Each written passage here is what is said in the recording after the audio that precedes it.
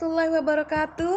Selamat datang di kanal YouTube Mas Dosen Production, media informasi bagi dosen dan mahasiswa di seluruh Indonesia yang akan mengupas tuntas topik seputar Tridharma Perguruan Tinggi dan dinamika kehidupan kampus. Assalamualaikum warahmatullahi wabarakatuh. Jumpa lagi dengan Mas Dosen Production Channel. Kali ini Mas Dosen akan membahas tentang jenis-jenis bahan ajar dan angka kreditnya bagi jabatan fungsional dosen.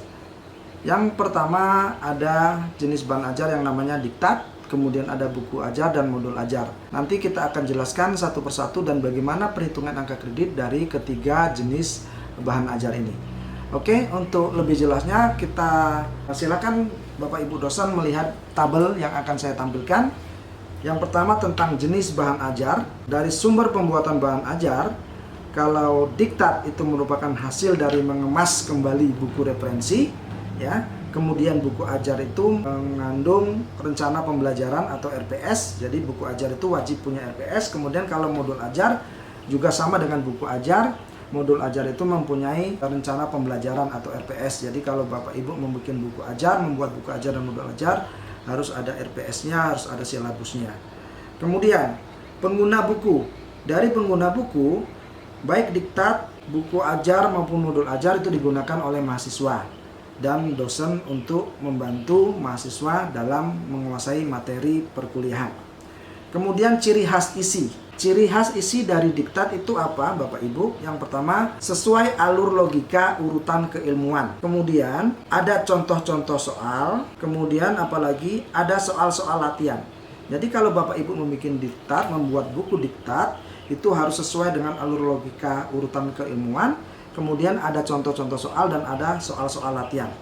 Bagaimana kalau buku ajar? Buku ajar itu dilengkapi dengan RPS ataupun silabus, kemudian disertai dengan ilustrasi, kemudian ada contoh-contohnya, ada kasus-kasus, ada studi kasusnya, kemudian ada latihan di setiap akhir pembahasan, di setiap buku ajar.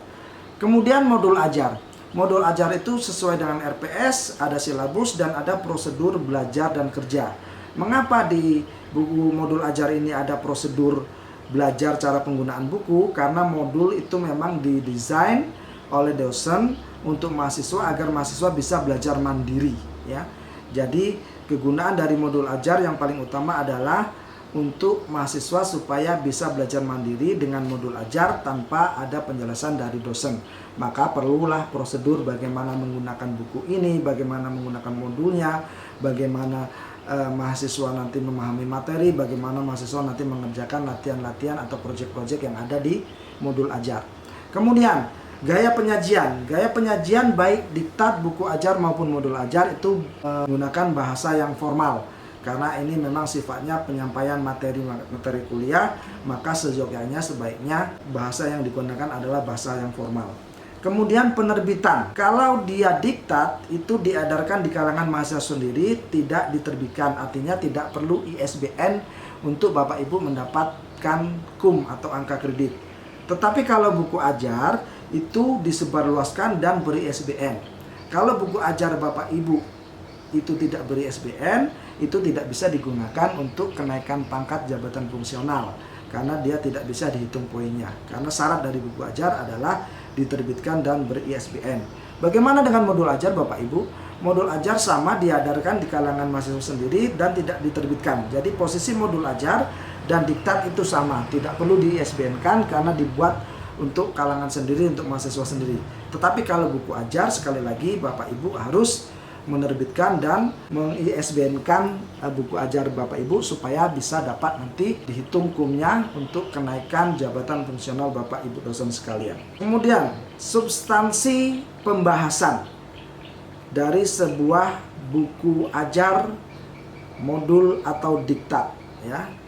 Jadi kalau dia sifatnya diktat itu terbimbing, artinya masih ada dosen. Kalau buku ajar itu mahasiswa bisa belajar mandiri. Modul juga seperti yang sudah saya jelaskan di awal, modul itu memang kita desain untuk supaya mahasiswa bisa belajar secara mandiri, ya. Jadi kalau diktat itu masih ada bimbingan dosen, buku ajar dan modul diharapkan mahasiswa bisa belajar secara mandiri. Kemudian lingkup penggunaan untuk pengajaran sama. Sitasi. Nah, kalau diktat, modul atau buku ajar itu tidak dapat digunakan sebagai sitasi ya Bapak Ibu. Jadi tidak bisa misalnya kita gunakan ini diktat ini di sitasi kita, misalnya kita membuat proposal penelitian, membuat publikasi ilmiah, buku diktat, buku ajar, diktat atau modul tidak bisa digunakan sebagai sumber referensi yang akan kita sitasi dalam penelitian kita. Kemudian bagaimana angka kreditnya, bagaimana kumnya yang bisa kita gunakan bagi Bapak Ibu dosen untuk kenaikan pangkat ya. Jadi buku ajar, modul ini masuk ke kum A, ke kum pendidikan pengajaran Bapak Ibu. Dan buku ajar itu bisa mendapatkan poin maksimal 20 yang dihitung hanya satu buku dalam 1 tahun. Artinya boleh saja Bapak Ibu membuat buku ajar itu 1 atau 2 atau 3 dalam 1 tahun. Tapi bila mana buku ajar itu digunakan Bapak Ibu untuk syarat naik pangkat, yang dihitung hanya satu buku ajar dalam 1 tahun dengan maksimum kredit poinnya, angka poinnya adalah 20. Bagaimana dengan diktat, dengan modul tadi? Diktat dan modul itu poinnya 5.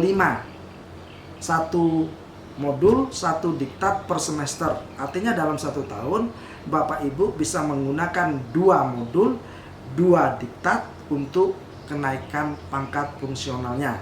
Artinya angka kreditnya, kumnya akan dihitung 5 per modul per diktat dan per semester.